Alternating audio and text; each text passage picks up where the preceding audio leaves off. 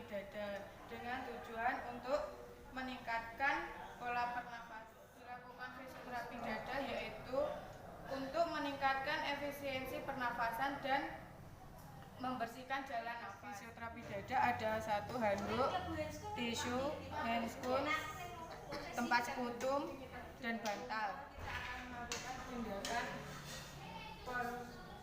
postural drainase. Pertama kita akan melakukan cuci tangan terlebih dahulu dengan cara 6 mata. 1, 2, 3, 4, 5.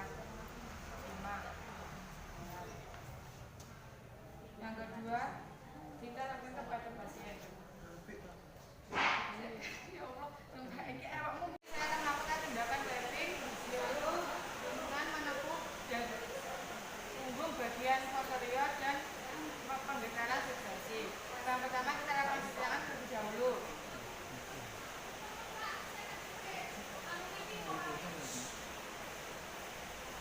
Pertama posisikan pasien dengan duduk, lalu vibrasi pada punggung pasien.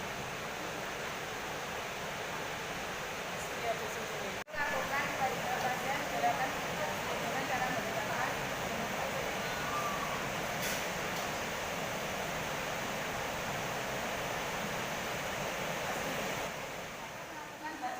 efektif kepada pasien.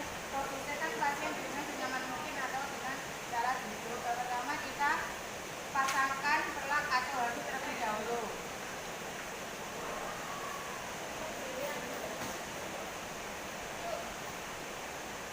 Lalu kita kasih pot sekutum.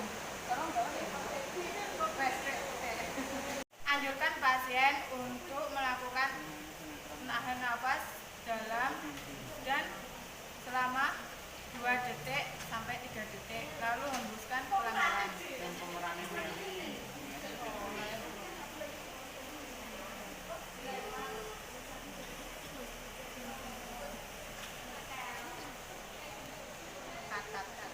Setelah dilakukan pernafasan selama kurang lebih 3 detik, lalu pasien untuk membatukkan.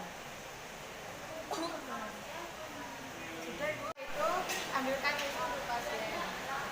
Ini Bu. Ya. Lalu rapikan handuk dari dada.